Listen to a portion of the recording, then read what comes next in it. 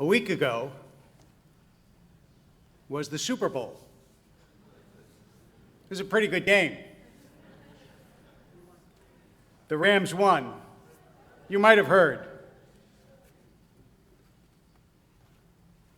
You might have heard. Now, Ein Kelohenu. No, not. Not Ein Kelohenu.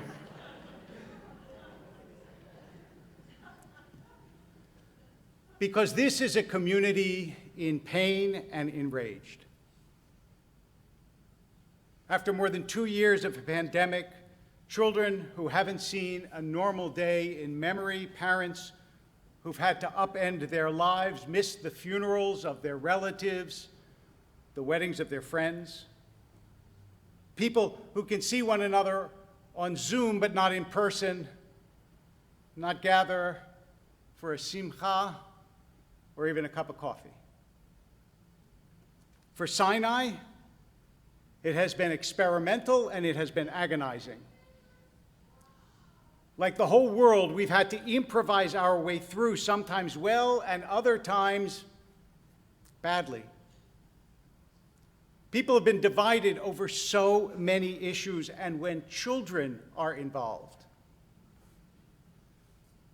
the passions run very deep. Jews have argued before.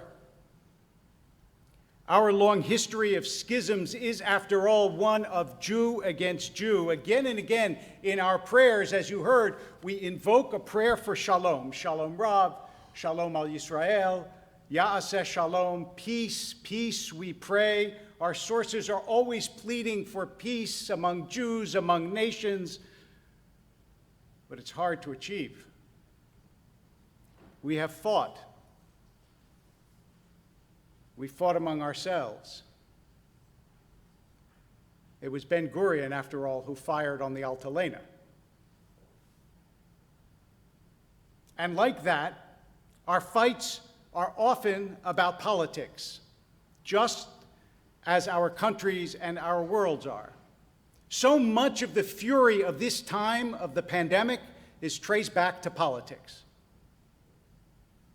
So let me come clean. Throughout my rabbinic career, people have asked me, what are your politics?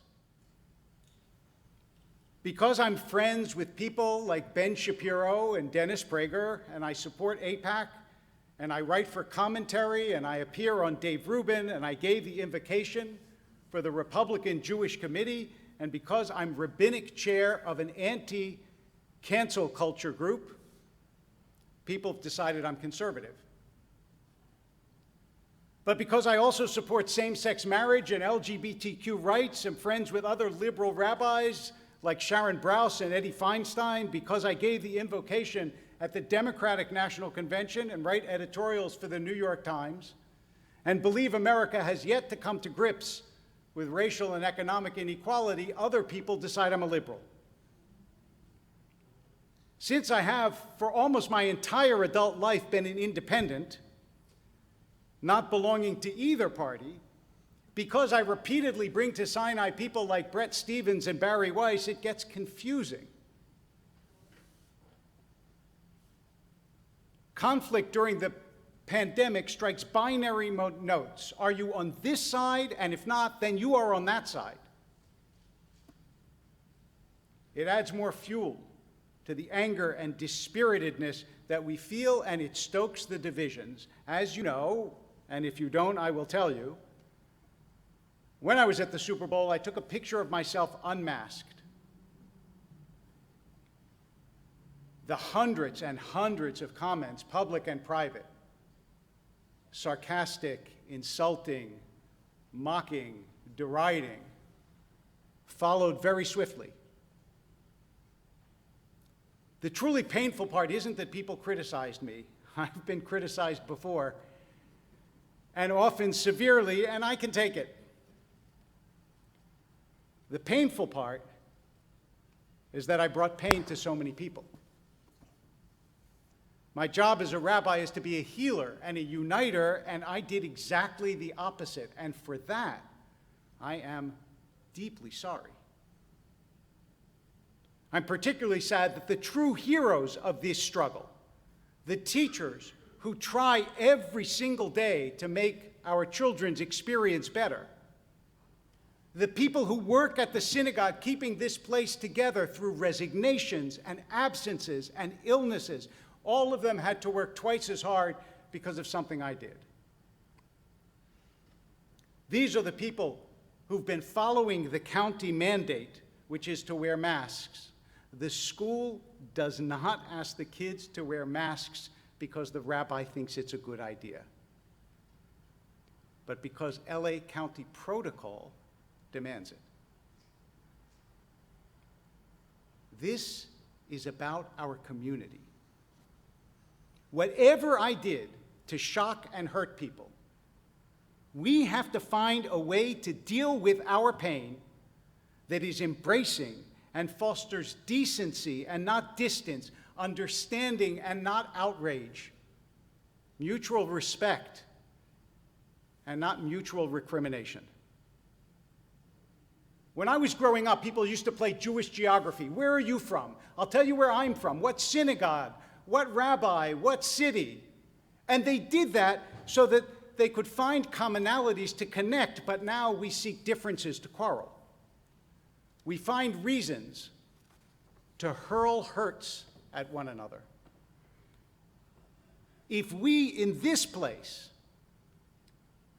can find a way to disagree without rancor or bitterness, we won't only be addressing the problems of Sinai, we will be addressing the problems of America. It's easy to be kind when you don't care. The trick is to be kind when you are passionate. Many people sent very thoughtful notes this past week. We have a wonderful community, and most of them can express even the sentiment of, Rabbi, you should have done better, lovingly and thoughtfully. But there was one note that was genuinely painful. It was from a minister. And it read, Dear Rabbi Wolpe, I always think so highly of the Jews. It's hard to believe they could be so cruel to anyone, much less a rabbi. Do they not understand how many of us are listening? Do they not understand that their own children are listening? I hope this isn't reflective of your community. Who are we? Not who is someone else, but who are we? Is it possible to find a way to express disappointment and even anger without enraging and dividing ourselves one from the other? As a Jewish community, is this the way we wish to be seen?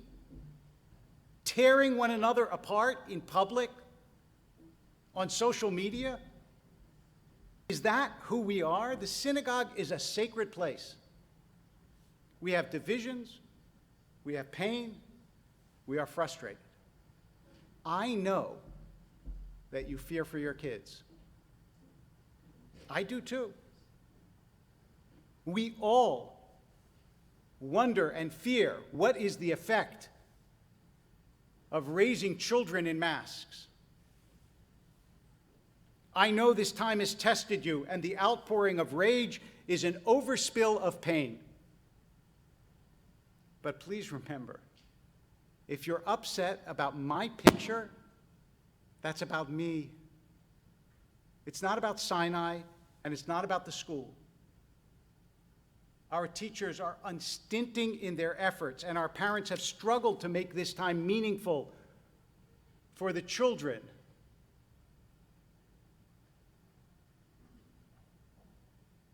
Don't make their task harder just because I made your task harder. I know many of the people who wrote on Instagram and Facebook and Twitter this week. I know they love their children, and I know they treasure their community.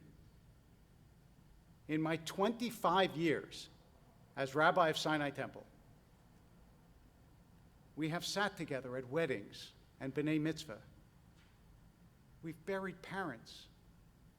We've shared stories of illness. I sat Shiva with them, with you. Saw you in the hospital, at your kids' concerts and basketball games. I know you are capable of telling me how disappointed you are without vitriol, without words that instead of being instructive can be taken as cruel. Be as angry as you want, but please be angry better than this. A little more than a week ago, Frank Luntz called me and told me he had a ticket for the Super Bowl. Did I want to go? I was excited. Some of you have asked, what did the donor want for his ticket? I'll tell you what he wanted for his ticket. He wanted to give, in addition to the ticket, 10 scholarships for Sinai to educate Jewish kids. That's what he wanted for his ticket. Some of you asked, what did you give the donor for his ticket? I gave him a thank you. And I hate the fact that such a beautiful gesture had this kind of fallout because of something I did. This week, we see the Israelites explode because Moses took an extra day to come down the mountain. 1 day. Maybe he was slow. After all, he was an old man. Maybe he stopped for coffee.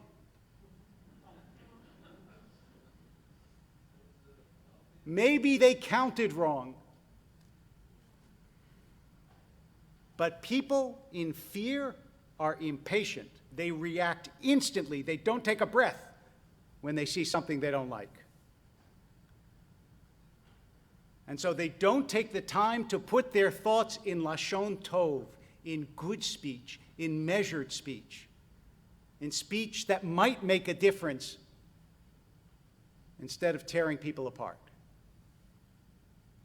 Sometimes when leadership is not what we want or what we expect or what we need, we lose the bonds of civility. And if this happens so immediately and so forcefully in a synagogue, in a Jewish school, then how do we show our children the way forward?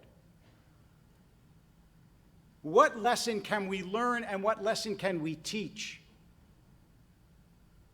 As an Am Kadosh, a light to the nations, as children of God.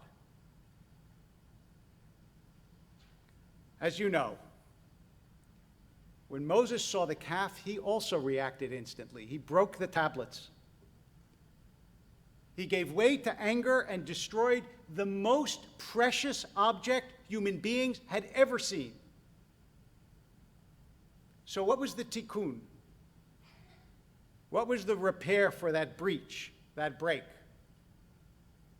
You know, after Moses breaks the tablets, the Torah doesn't say what happened to them. But the rabbis do. They teach luchot v'shivrei luchot munachim ba'aron, that the broken tablets were put together with the whole tablets in the ark. They carried the broken and the whole tablets through the wilderness because the people knew that they themselves were also broken. That we all, from Moses to the least of the Israelites, so certainly all of us, carry brokenness and wholeness, fear and faith inside of ourselves, and unless we make space for all of us to have both, for all of us to be both, broken and whole, we can't carry the Torah in our midst. Communities, like individuals, will have their moments of brokenness. They survive. We survive because we know our leaders aren't perfect. We know our congregations will stumble, but we are carrying the ark. We model for our children not only protectiveness and care for them, but compassion and love for each other. The Jewish people survived by remembering that we're in this together, that we are Jews, and that we manage not only to hold the ark, but to hold each other's hands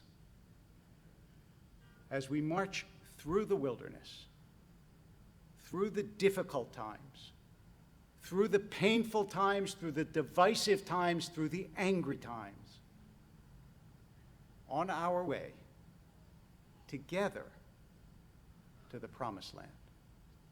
Shabbat Shalom.